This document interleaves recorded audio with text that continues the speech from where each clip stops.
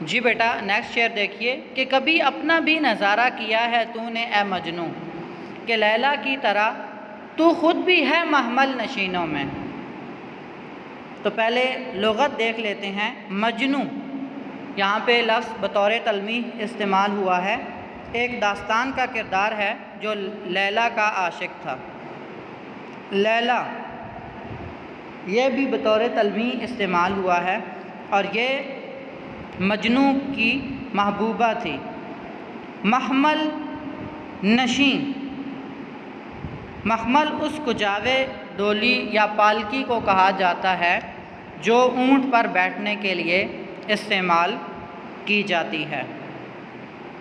محمل نشین اس کا مطلب ہے محمل کے اندر بیٹھے ہوئے لوگ۔ محمل ایک طرح کا نرم کپڑا ہوتا ہے، اور پہلے زمانے میں خواتین کو اونٹ پر بٹھانے کے لیے جو کجاوا ہوتا تھا تو وہ محمل سے بنا ہوتا تھا، اس پہ محمل کا پردہ لگا ہوتا تھا۔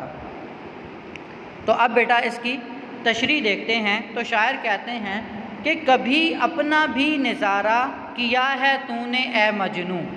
یہاں پہ شاعر صنعت تلمیح استعمال کرتے ہوئے یہ بتا رہے ہیں کہ کبھی اپنا بھی نظارہ کیا ہے تو نے اے مجنوں۔ مجنوں کا اصل نام قیس تھا، عرب کا یہ باشندہ تھا، یہ ایک عورت کے عشق میں گرفتار ہو گیا تھا جس کا نام لیلا تھا۔ تو اب شاعر یہاں پہ اس واقعے کو کوڈ کرتے ہوئے بطور تلمیح استعمال کرتے ہوئے مجنوں سے مخاطب ہو کر یہ کہہ رہا ہے۔ یہاں پہ مجنوں کو مخاطب کرنا بالعموم اور مجنوں کے ذریعے سے ہر انسان کو خطاب کرنا یہ بالخصوص ہے۔ تو شاعر یہ کہتا ہے کہ کبھی اپنا بھی نظارہ کیا ہے تو نے اے مجنوں، کہ لیلا کی طرح تو خود بھی ہے محمل نشینوں میں۔ کہ لیلا محمل نشینوں میں ہے، لیلا اونٹ کے کجاوے پر بیٹھی ہے، اور مجنوں اس کو دیکھنے کے لیے چونکہ بےتابی اس کے ہر ایک پہلو سے ظاہر ہے تو وہ لیلا کو دیکھنے کے لیے بےتاب ہے، اور لیلا جو محمل نشیں ہے، لیلا اس محمل کے پردے میں چھپی ہوئی ہے۔ تو شاعر یہ کہتا ہے کہ اے مجنوں، تو پہلے لیلا کو دیکھنے سے بہتر یہ ہے کہ تو پہلے اپنے آپ کو دیکھ لے۔ یعنی دوسروں میں جھانکنے سے یا دوسروں کو دیکھنے سے بہتر کیا ہے کہ انسان اپنے آپ کو تلاش کر لے۔ کیوں؟ کیونکہ من عرف نفسہ عرف ربہ، جس نے اپنے آپ کو پہچان لیا اس نے اپنے رب کو پہچان لیا۔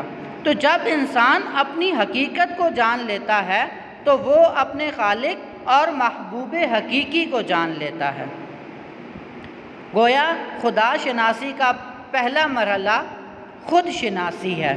انسان جب اپنی اس حیثیت کو جان لیتا ہے کہ وہ بے بس اور محتاج مخلوق ہے تو وہ اپنے خالق کی طرف متوجہ ہو جاتا ہے، وگرنہ وہ بھٹکتا رہتا ہے، کبھی فرعون، کبھی نمرود اور کبھی شداد بن جاتا ہے۔ تو یہاں پہ اقبال دراصل خود ہی کا درس دے رہے ہیں کہ اے انسان تو اپنے آپ کو پہچان، اور یہ خودی کو جاننے کا نام ہی خدا کو جاننے کا نام ہے۔ جیسا کہ اقبال نے ایک شعر میں بھی کہا تھا کہ تو راز کن فکاں ہے، اپنی آنکھوں پر عیاں ہو جا، خودی کا رازداں ہو جا، خدا کا ترجمہ ہو جا۔ کہ اگر تو خودی کو جان لیتا ہے، اگر تو اپنے نفس کو پہچان لیتا ہے تو پھر بآسانی تو خدا کو بھی پہچان سکتا ہے۔ لیکن ہم دوسروں کو تو چیک کرتے رہتے ہیں، ہم دوسروں کے عیبوں پہ نظر تو رکھتے رہتے ہیں، لیکن افسوس اس بات پر ہے کہ ہمیں اپنے کردار پہ کبھی نظر جو ڈالنے کا موقع نہیں ملا۔ تو شاعر بھی یہی کہتے ہیں کہ بھئی تم دوسروں کو چھوڑو، تم اپنے آپ کو دیکھو، کہ لیلا کی طرح تو خود بھی ہے محمل نشینوں میں، کہ جس طرح لیلا محمل نشین ہے اسی طرح تم بھی محمل نشین ہو، یعنی تم اپنے آپ سے اگر باہر نکلو گے تو تمہیں کچھ نظر نہیں آئے گا، لیکن اگر تم اپنی ذات میں جھانکو گے تو تمہیں کائنات کی ہر شے مل جائے گی۔ گویا اپنے من میں ڈوب کر پا جا سراغ زندگی، تو اگر میرا نہیں بنتا تو نہ بن، اپنا تو بن۔